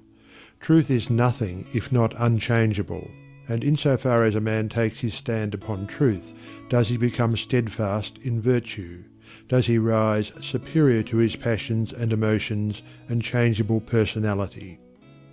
Men formulate perishable dogmas and call them truth. Truth cannot be formulated. It is ineffable and ever beyond the reach of intellect. It can only be experienced by practice. It can only be manifested as a stainless heart and a perfect life. Who then, in the midst of the ceaseless pandemonium of schools and creeds and parties, has the truth? He who lives it. He who practices it. He who, having risen above that pandemonium by overcoming himself, no longer engages in it, but sits apart, quiet, subdued, calm, and self-possessed, freed from all strife, all bias, all condemnation, and bestows upon all the glad and unselfish love of the divinity within him. He who is patient, calm, gentle, and forgiving under all circumstances manifests the truth. Truth will never be proved by wordy arguments and learned treatises, for if men do not perceive the truth in infinite patience, undying forgiveness, and all-embracing compassion, no words can ever prove it to them. It is an easy matter for the passionate to be calm and patient when they are alone, or are in the midst of calmness. It is equally easy for the uncharitable to be gentle and kind when they are dealt kindly with, but he who retains his patience and calmness under all trial, who remains sublimely meek and gentle under the most trying circumstances, he, and he alone, is possessed of the spotless truth. And this is so because such lofty virtues belong to the divine, and can only be manifested by one who has attained to the supreme wisdom, who has relinquished his passionate and self-seeking nature, who has realized the supreme and unchangeable law, and has brought himself into harmony with it. Let men, therefore, cease from vain and passionate arguments about truth, and let them think and say and do those things which make for harmony, peace, love, and goodwill. Let them practice heart virtue, and search humbly and diligently for the truth which frees the soul from all error and sin, from all that blights the human heart, and that darkens, as with unending night, the pathway of the wandering souls of earth. There is one great all-embracing law which is the foundation and cause of the universe, the law of love. It has been called by many names in various countries and at various times, but behind all its names the same unalterable law may be discovered by the eye of truth. Names, religions, personalities pass away, but the law of love remains. To become possessed of a knowledge of this law, to enter into conscious harmony with it, is to become immortal, invincible, indestructible. It is because of the effort of the soul to realize this law that men come again and again to live, to suffer, and to die, and when realized, suffering ceases, personality is dispersed, and the fleshly life and death are destroyed, for consciousness becomes one with the eternal. The law is absolutely impersonal, and its highest manifested expression is that of service. When the purified heart has realized truth, it is then called upon to make the last, the greatest and holiest sacrifice, the sacrifice of the well-earned enjoyment of truth. It is by virtue of this sacrifice that the divinely emancipated soul comes to dwell among men, clothed with a body of flesh, content to dwell among the lowliest and least, and to be esteemed the servant of all mankind. That sublime humility which was manifested by the world's saviours is the seal of Godhead, and he who has annihilated the personality, and has become a living, visible manifestation of the impersonal, eternal, boundless Spirit of Love, is alone singled out as worthy to receive the unstinted worship of posterity. He only who succeeds in humbling himself with that divine humility, which is not only the extinction of self, but is also the pouring out upon all the spirit of unselfish love, is exalted above measure and given spiritual dominion in the hearts of mankind. All the great spiritual teachers have denied themselves personal luxuries, comforts, and rewards, have abjured temporal power, and have lived and taught the limitless and impersonal truth. Compare their lives and teachings, and you will find the same simplicity, the same self-sacrifice, the same humility, love, and peace, both lived and preached by them. They taught the same eternal principles, the realization of which destroys all evil. Those who have been hailed and worshipped as the saviours of mankind are manifestations of the great impersonal law, and, being such, were free from passion and prejudice, and having no opinions, and no special letter of doctrine to preach and defend, they never sought to convert and to proselytize. Living in the highest goodness, the supreme perfection, their sole object was to uplift mankind by manifesting that goodness in thought, word, and deed. They stand between man, the personal, and God, the impersonal, and serve as exemplary types for the salvation of self-enslaved mankind. Men who are immersed in self, and who cannot comprehend the goodness that is absolutely impersonal, deny divinity to all saviours except their own, and thus introduce personal hatred and doctrinal controversy, and, while defending their own particular views with passion, look upon each other as being heathens or infidels, and so render null and void, as far as their lives are concerned, the unselfish beauty and holy grandeur of the lives and teachings of their own masters. Truth cannot be limited. It cannot be the special prerogative of any man, school, or nation, and when personality steps in, truth is lost. The glory alike of the saint, the sage, and the saviour is this, that he has realized the most profound lowliness, the most sublime unselfishness. Having given up all, even his own personality, all his works are holy and enduring, for they are freed from every taint of self. He gives, yet never thinks of receiving. He works without regretting the past or anticipating the future, and never looks for reward. When the farmer has tilled and dressed his land, and put in the seed, he knows that he has done all that he can possibly do, and that now he must trust to the elements, and wait patiently for the course of time to bring about the harvest, and that no amount of expectancy on his part will affect the result.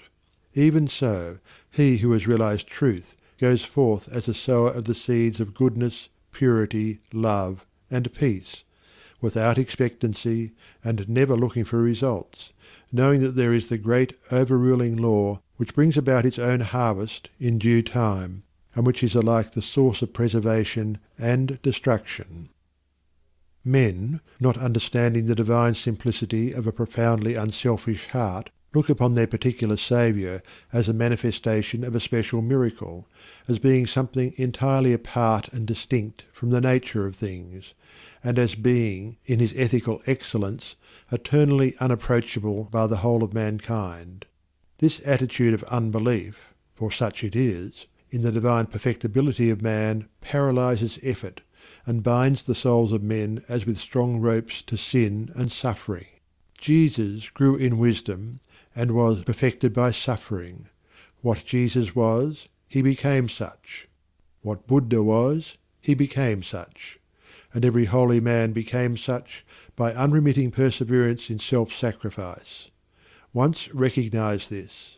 Once realize that by watchful effort and hopeful perseverance you can rise above your lower nature, and great and glorious will be the vistas of attainment that will open out before you.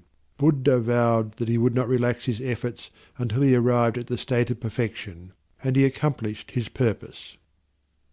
What the saints, sages, and saviours have accomplished, you likewise may accomplish, if you will only tread the way which they trod and point it out, the way of self-sacrifice, of self-denying service. Truth is very simple. It says, "Give up self. Come unto me, away from all that defiles, and I will give you rest."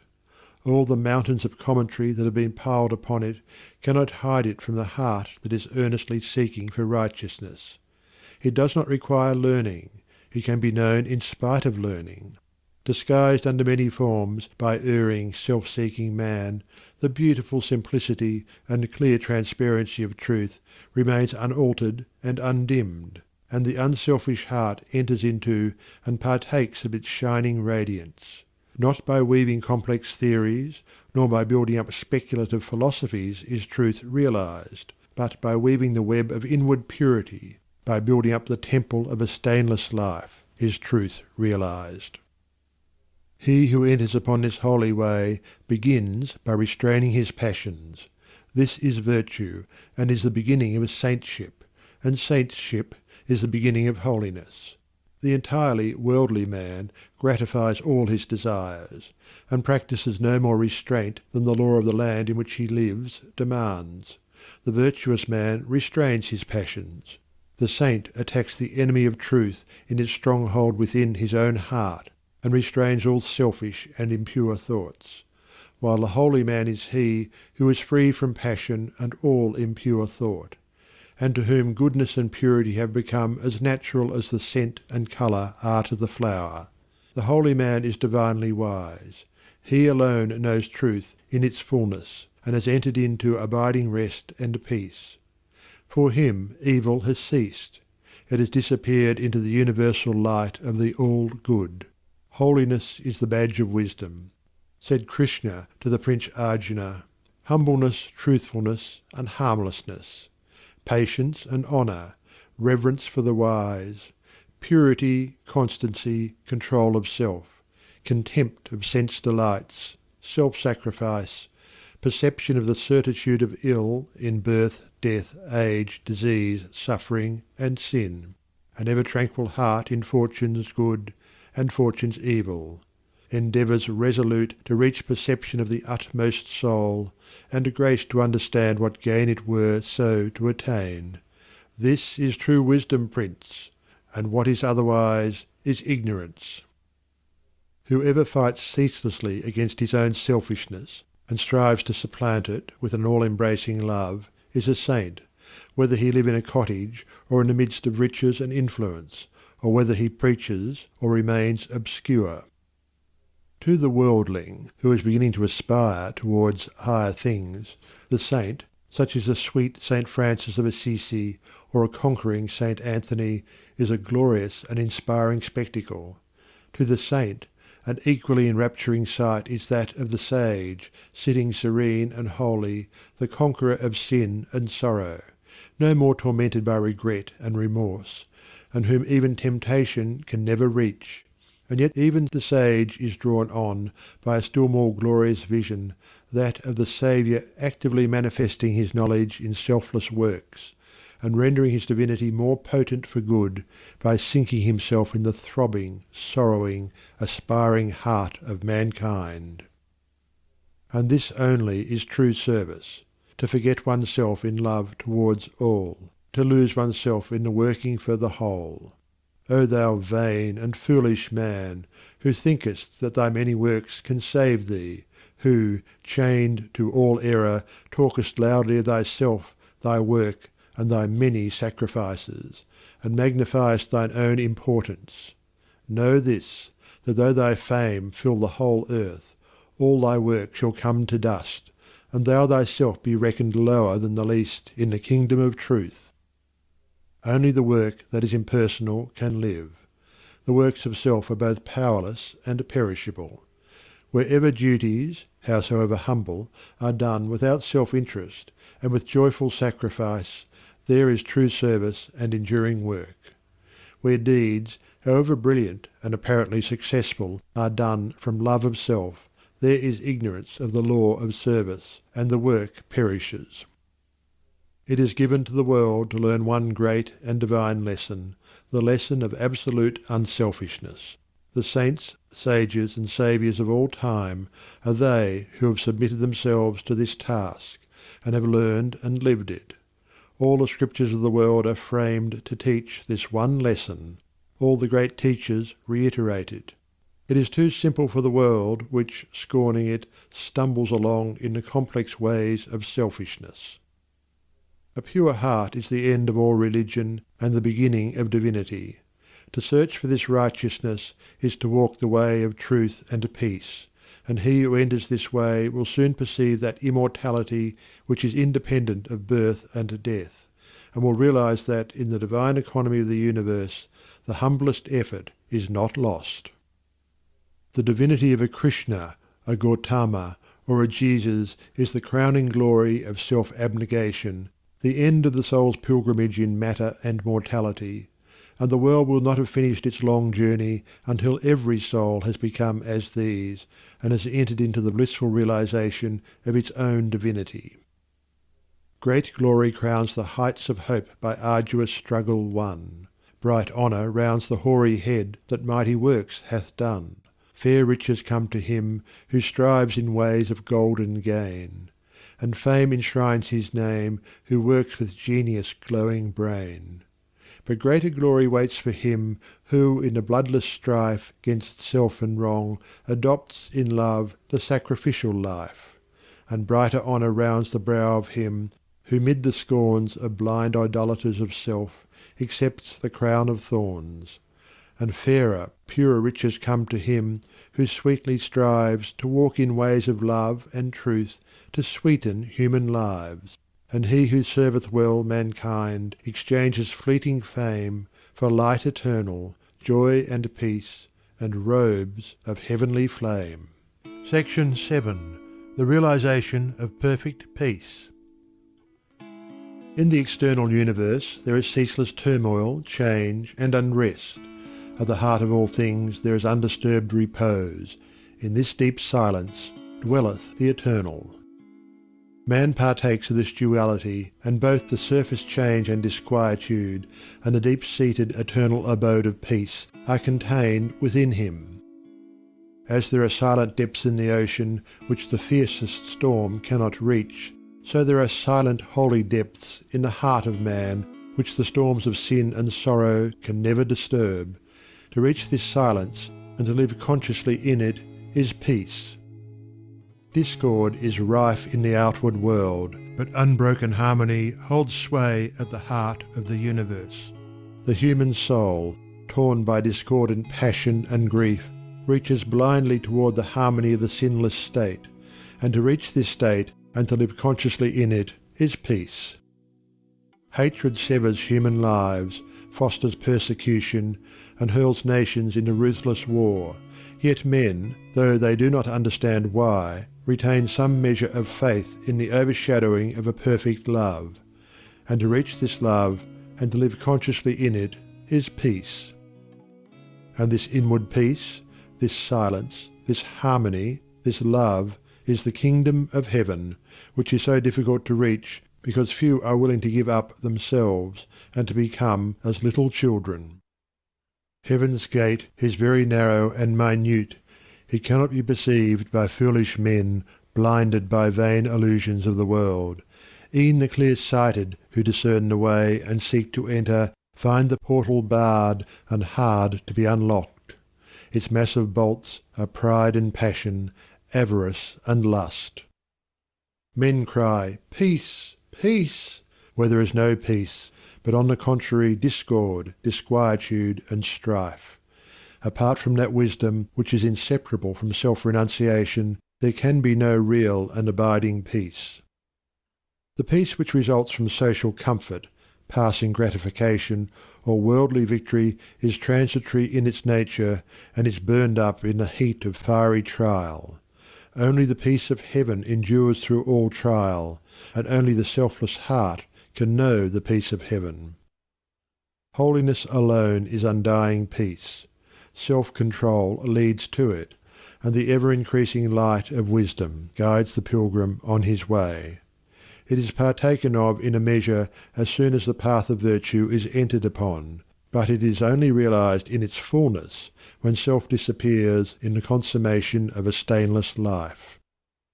This is peace, to conquer love of self and lust of life, to tear deep-rooted passion from the heart, to still the inward strife. If, O reader, you would realize the light that never fades, the joy that never ends, and the tranquility that cannot be disturbed, if you would leave behind for ever your sins, your sorrows, your anxieties and perplexities, if, I say, you would partake of this salvation, this supremely glorious life, then conquer yourself.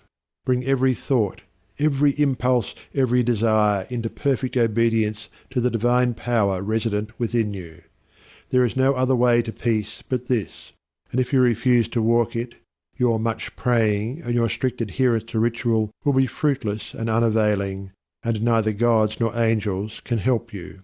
Only to him that overcometh is given the white stone of the regenerate life, on which is written the new and ineffable name. Come away, for a while, from external things, from the pleasures of the senses, from the arguments of the intellect, from the noise and the excitements of the world, and withdraw yourself into the inmost chamber of your heart, and there, free from the sacrilegious intrusions of all selfish desires, you will find a deep silence, a holy calm, a blissful repose, and if you will rest awhile in that holy place, and will meditate there, the faultless eye of truth will open within you, and you will see things as they really are. This holy place within you is your real and eternal self.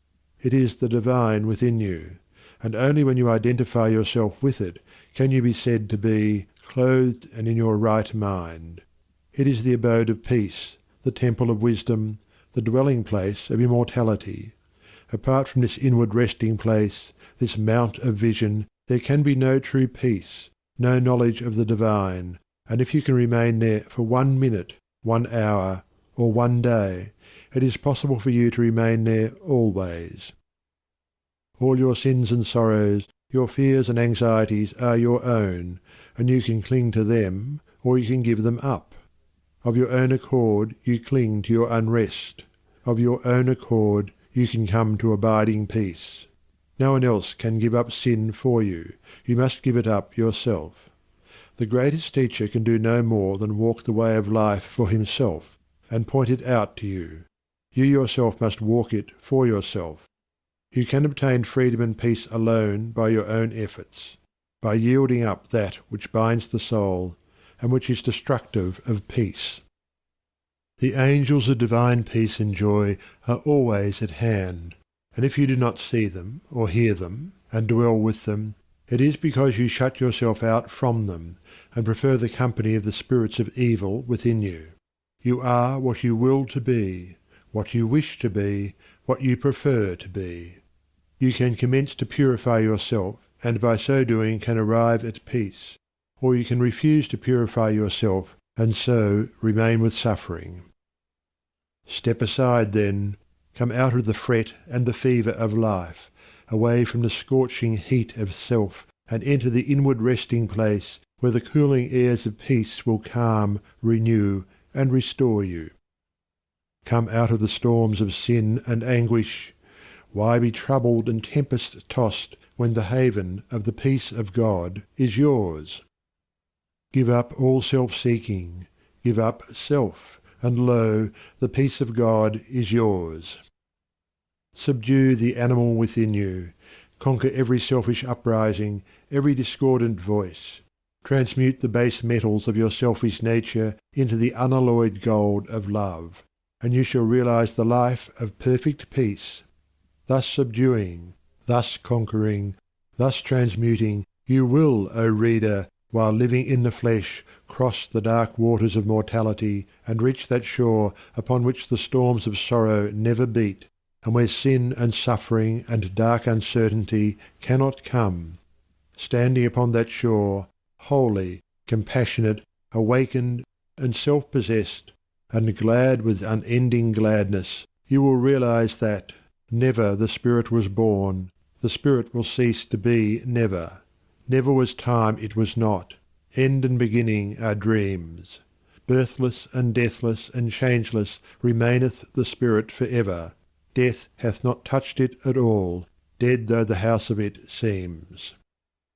You will then know the meaning of sin, of sorrow, of suffering, and that the end thereof is wisdom.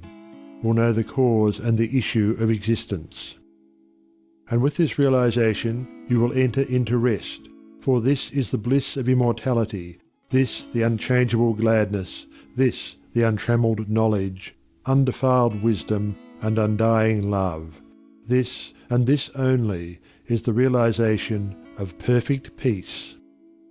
O thou who wouldst teach men of truth, hast thou passed through the desert of doubt? Art thou purged by the fires of sorrow?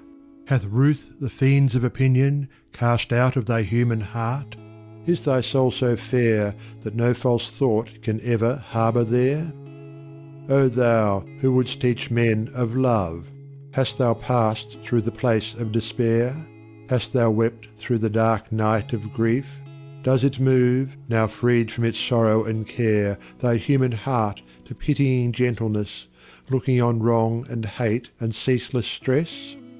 O thou who wouldst teach men of peace, hast thou crossed the wide ocean of strife? Hast thou found, on the shores of the silence, release from all the wild unrest of life? From thy human heart hath all striving gone, leaving but truth and love and peace alone? End of section 7. End of The Way of Peace by James Allen. Recording by Algie Pug.